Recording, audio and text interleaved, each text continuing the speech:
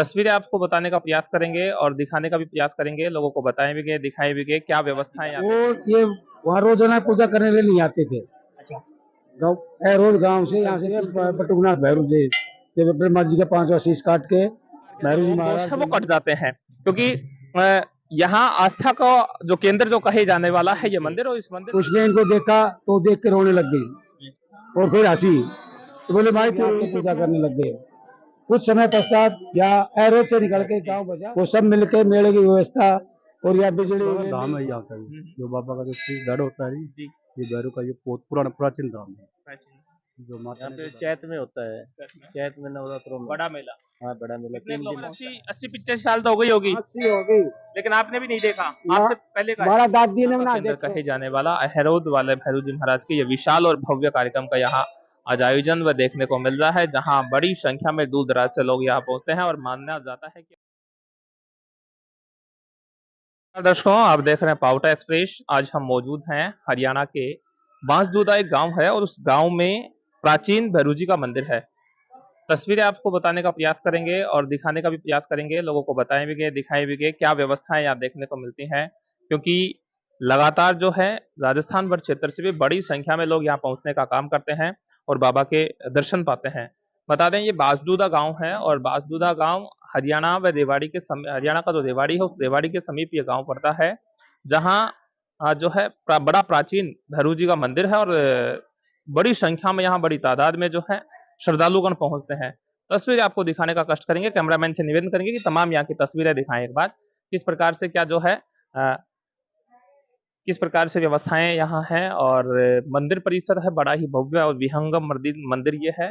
जानकारी महाराज जी से भी यहाँ लेने का हम प्रयास करेंगे। उससे पहले तमाम यहाँ की तस्वीरें हम आपको दिखा रहे हैं जहाँ बड़ी संख्या में जो है लोग यहाँ मौजूद हैं और ये काली माता का मंदिर है जहाँ भी लोग आस्था का केंद्र कहे जाने वाले इस मंदिर को यहाँ जो है आस्था यहाँ प्रकट करते हैं और भी हम यहाँ दिखाने का प्रयास करेंगे। कैमरामैन से निवेदन करूंगा कि तमाम यहाँ की तस्वीरें दिखाने का प्रयास करें, कहाँ की व्यवस्थाएं ये देखिए जब मेला जब होता है तो यहाँ बड़ी विशाल का ये रेलिंग लगी है, जैसे श्याम जी की आपने रेलिंग देखी होगी उस प्रकार से यहाँ रेलिंग लगी है और इन रेलिंगों के माध्यम से जो है भीड़ भड़के की स्थिति से निपटने के लिए प्रशासन की लोगों की ये व्यवस्थाएं की गई हैं।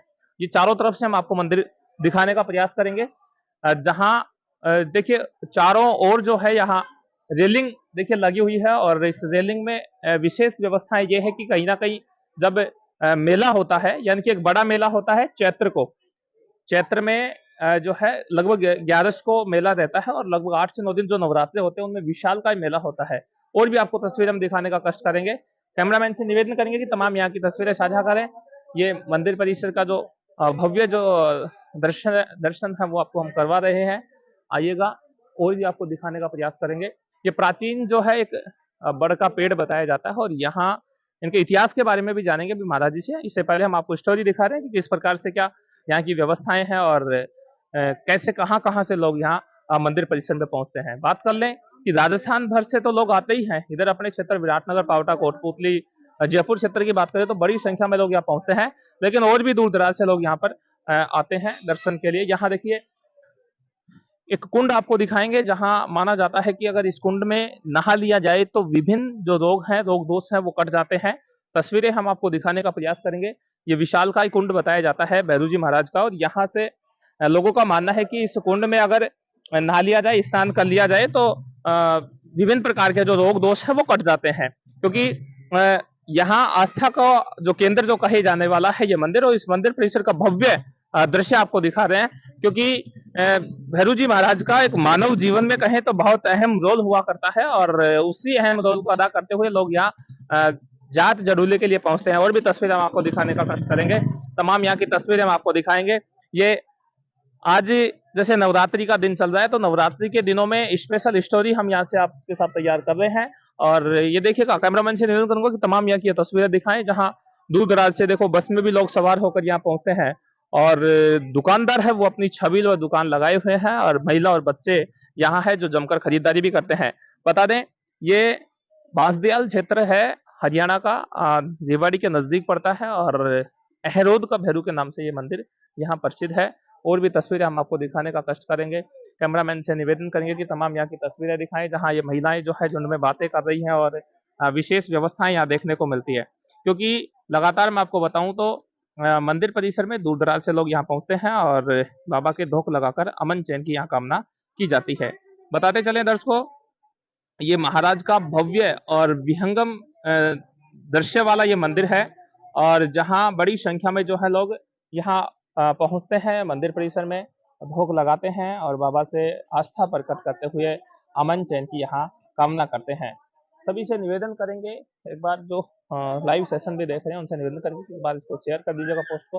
तमाम यहाँ की तस्वीरें हम दिखाने का प्रयास आपको करेंगे, क्योंकि लगातार जो है दूर दराज से जो लोग हैं यहाँ मेले में मंदिर परिसर में यहाँ पहुंचते हैं और दो तरीके से यहाँ जो है रास्ता भी बनाया गया है, जहाँ विशाल का ये मंदिर दूर दराज से भी आपको दिखाने का प्रयास करेंगे, क्योंकि माना जाता है कि प्राचीन मान्यताओं के अनुसार ये जो है भैरू जी महाराज का जो मंदिर है वो भव्य और विहंगम मंदिर है। और दृश्य आपको हम दिखा रहे हैं। कैमरामैन से निवेदन करूंगा कि तमाम यहाँ की ये दुकानें और जो छबील है ये दिखाने का कष्ट करें, जहाँ बड़ी संख्या में जो है लोग यहाँ पहुंचते हैं। आइए हम आपको रेलिंग का भी दौर करवाते हैं और रेलिंग के रास्ते से गुजरकर भी आपको दिखाते हैं ये रेलिंग कहाँ निकलती है और किस प्रकार की यहाँ व्यवस्थाएं हैं।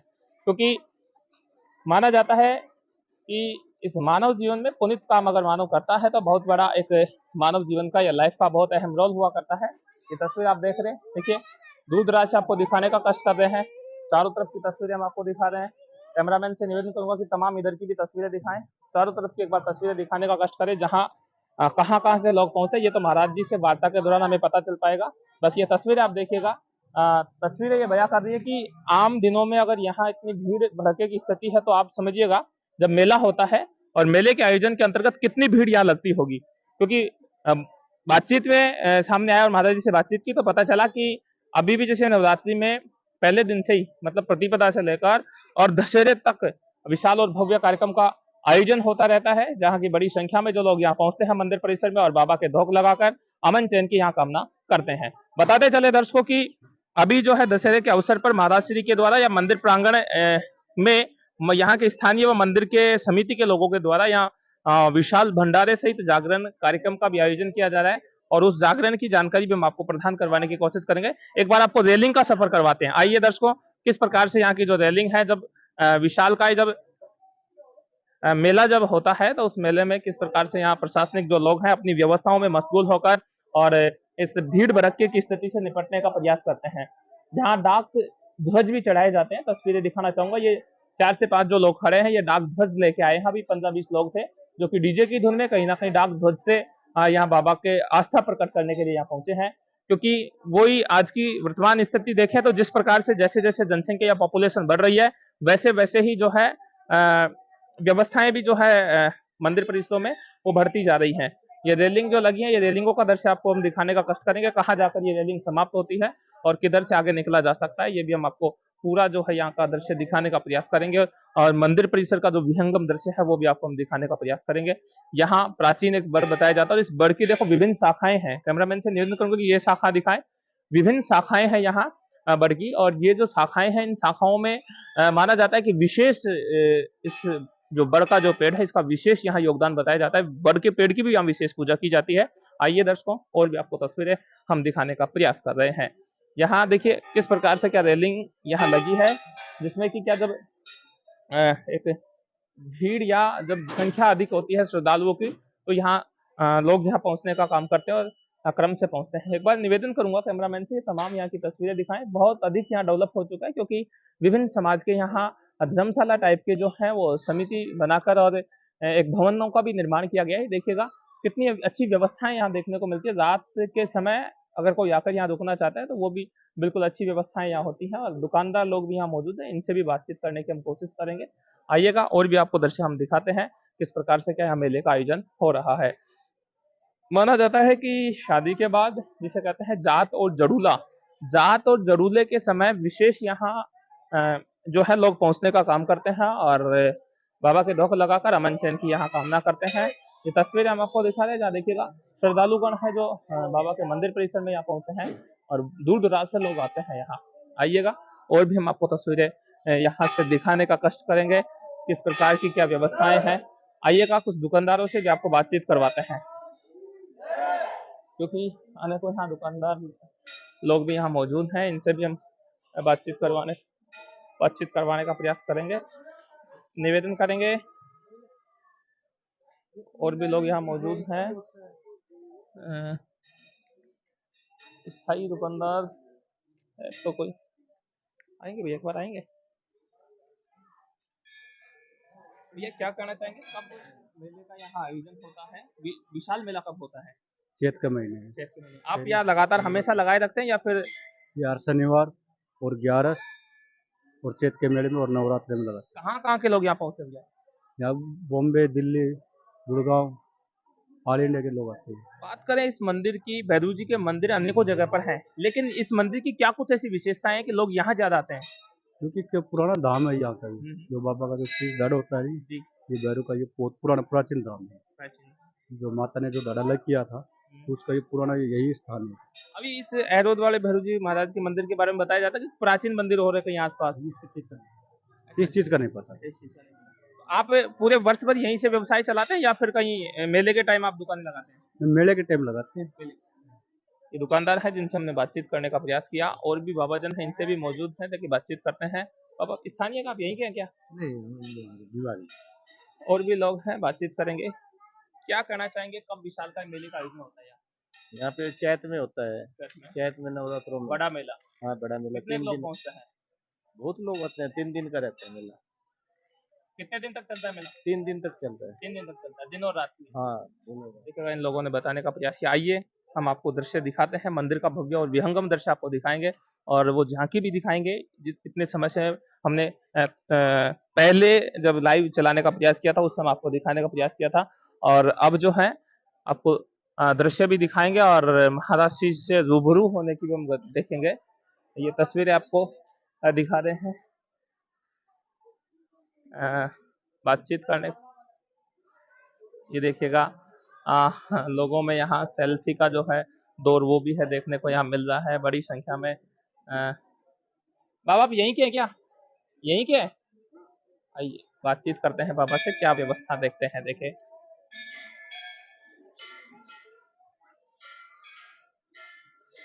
क्या नाम है बाबा? नाम फकीर चंद। फकीर चंद। बाबा धाम जो है बड़ा विहंगम धाम है, बड़ा धाम बताया जाता है, क्या विशेषताएं हैं इस धाम की? क्या विशेषताएं हैं भैरव जी के धाम की? बाबा भैरव है में भाई, कोई प्रसाद चढ़ा दो, बकरा चढ़ा दो, दारू चढ़ा दो, कोई भी प्रसाद चढ़ा सकते, गुलगुला पूरी चढ़ा दो, जो आप बोलोगे ना तो वही आपका कार्य पूरा होता है। कार्य पूर्ण होता है।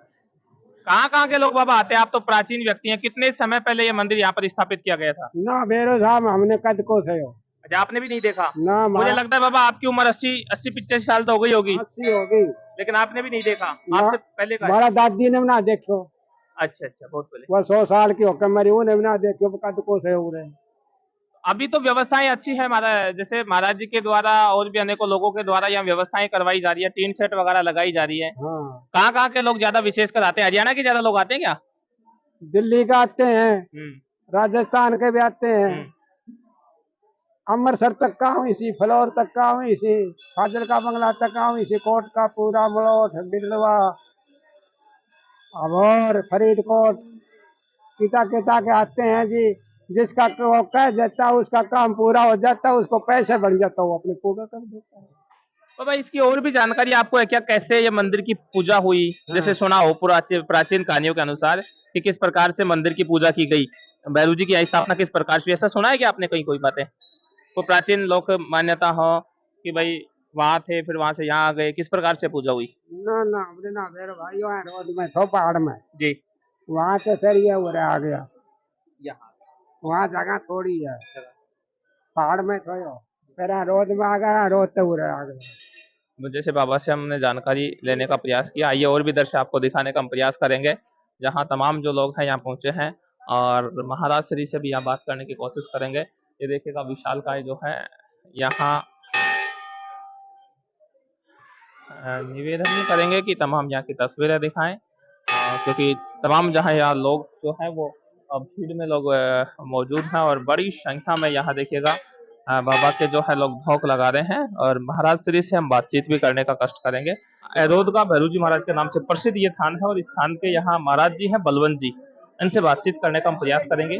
किस प्रकार से इनका यहाँ स्थापना की गई, कितने साल पहले यहाँ स्थापना हुई, किस प्रकार से पूजा पाठ होती है। महाराज जी, एक बार इनकी जीवनी बताने का कष्ट करें, कितना देखो, पुराना ये मंदिर है? ये कम से कम 500-600 वर्ष पुराना मंदिर है। 500 वर्ष पुराना। इसकी मेन जीवनी चलती है बटुकनाथ भैरव जी, जब ब्रह्मा जी का 5वां शीश काट के भैरव जी महाराज ब्रह्मांड का चक्कर काटते हैं, काशी में काट के जब काशी जी में रुक जाते हैं, वहां से काशी जी से निकल के भ्रमण करने के लिए निकलते हैं तो जयपुर अजमेर जाते हैं। अजमेर ख्वाजा के मंदिर, ख्वाजा का पीर का मंदिर है, दरगाह। तो ख्वाजा जी कहने लगे इनको, भाई तो हिंदू देव है, मैं मुस्लिम देव हूँ, किसी टाइम में आगे जाकर यहाँ हिंदू और मुसलमानों का बहुत भारी झगड़ा होगा, इसलिए आप हरिद्वार हिंदुओं की नगरी में चले जाएं। तो भैरव जी महाराज ने कहा मैं तो नहीं जाऊंगा, तूने जाना है तो जा। तो इनका आपस में समझौता हुआ, मैं तेरे को खबू पे बैठा के कंधे पे और हरिद्वार छोड़ आऊंगा। ख्वाजा जी कहने लगे, भैरव जी बोला मेरे को छोड़ क्या? तो ख्वाजा ने कहा ठीक है, मैं कंधे बैठा के तुझे छोड़ दूंगा, लेकिन जहां भी रास्ते में तेरा पैर पृथ्वी पे पड़ गया मैं तेरे को वहीं छोड़ दूंगा। तुझे जाना हो तो आगे जाने का, रुकना हो तो रुकने का। बोला ठीक है, दोनों में शर्त होगी, चल दिए। चलते चलते यहाँ एक बरगद का पेड़ था, छोटी सी जोड़ी थी पहले, गांव बसने से कम 400 वर्ष पूरा हो, 200 वर्ष पूरा गांव से। तो जोड़ी और बड़का पेड़ के नीचे वो रात में विश्राम करने के लिए रुक गए। यहाँ उसी टाइम कोई दानव रहता था और दानव की माँ, दानव भ्रमण करने के लिए निकला हुआ था और माँ थी यहाँ बड़के पेड़ के नीचे। उसने इनको देखा तो देख के रोने लग गई और फिर हंसी। तो बोले भाई तू रोई तो क्यों और फिर हंसी क्यों? बोले मैं हंसी तो लूं, कितने वर्षों में मुझे मान आदमी का दर्शन हुआ। और बोले रोई लूं, अभी मेरा बेटा आएगा, दोनों मार के खा जाएगा। बोला ठीक है माँ, तेरे बेटे को आने दे, हम यहीं रहेंगे। दाना आता है, तीर फाड़ करता हुआ भैरव जी की और दानव की लड़ाई होती है। लड़ाई होते होते भैरव जी का पैर यहाँ पर टिक जाता है, ख्वाजा जी छोड़ के चले जाते हैं अजमेर और भैरव जी दानव के साथ यहाँ लड़ाई करता है। लड़ाई करते करते दोनों थक जाते हैं। जब दानव की माँ सोचती है कि मेरा बेटा हारेगा मरेगा, तो वो अपना चुच्ची का शोध पिलाने के लिए दानव को दूध निकाल के धार मारती है। वो धार बाबा भैरव पी जाता है, दाने को नहीं पीने देता। तो भैरव जी की शक्ति थी वो, माँ की शक्ति वो और आ गई। दोनों की शक्ति आने के, हाँ, दोनों की शक्ति आने के बाद में भैरव जी ने दानव को मार के यहाँ गोडियों के नीचे दबा के बैठ गया। यहाँ पास में अहरोद गांव था और कोई गांव नहीं था। तो धीरे धीरे बाबा ने वहाँ दर्शन देने चालू किए, अपनी प्रकृति बताई, अपने चमत्कार दिखाए, लोग यहाँ के पूजा करने लग गए। कुछ समय पश्चात यहाँ अहरोद से निकल के गांव बजा दूधा का बास, पहला नाम है दूधा का बास। उसने ये गांव बसाया, धीरे धीरे इसका नाम भैरू का बास पड़ा।